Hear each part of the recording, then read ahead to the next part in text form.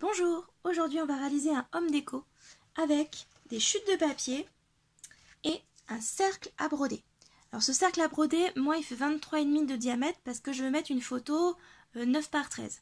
Mais si vous avez des photos au format par exemple Instagram, je pense qu'un cercle de 20 cm devrait suffire.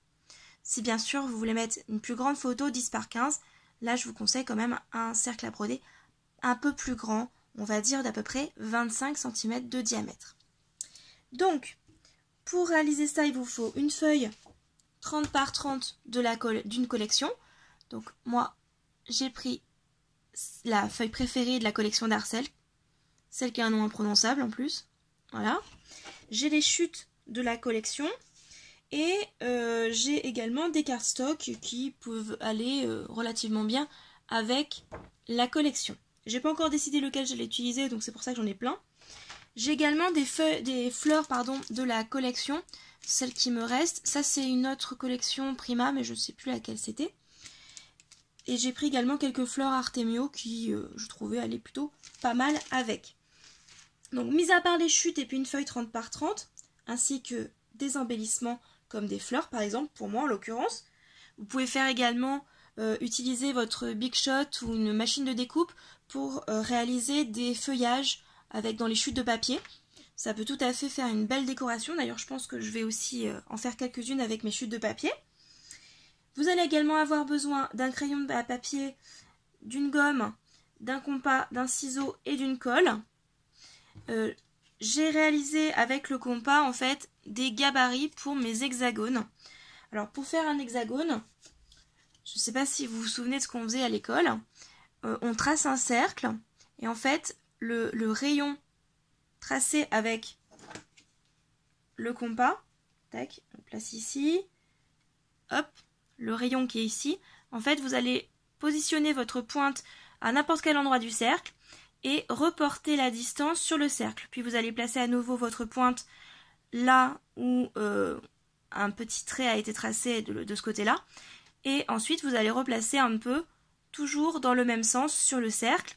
Et normalement, vous obtenez du coup 6 traits et qui sont positionnés du coup à une échelle, à une égale distance. Voilà comment on fait un hexagone, pour ceux qui ne s'en souvenaient pas. Et donc du coup, voici ce dont vous avez besoin. Donc, pour faire les hexagones, il faudra utiliser donc des cercles de 4 cm, 3,5, 3 cm, 2,7, 2,5, 2, 1,5. Pour faire donc les cercles, et puis après du coup ça vous donne des hexagones pareil avec 4 cm de côté, etc. Dans vos chutes de papier, il faudra que vous fassiez soit un soit deux hexagones en fonction de la taille de celui-ci, et il faudra également que vous ayez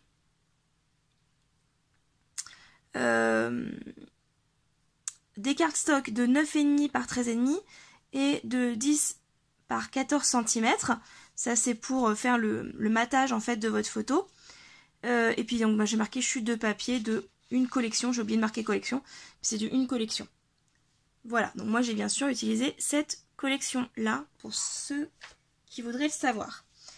Voilà, donc la suite se passera en musique parce que je pense pas qu'il y ait besoin de 36 000 explications. Sachez que la première chose à faire, ça va être bien sûr de positionner votre papier et de du coup récupérer ce papier là. Moi ce papier là je vais l'utiliser pour mes chutes de papier, donc comme ça il n'y aura pas de perte non plus de ce côté là. Et bien je vous retrouve à la fin pour vous montrer le résultat.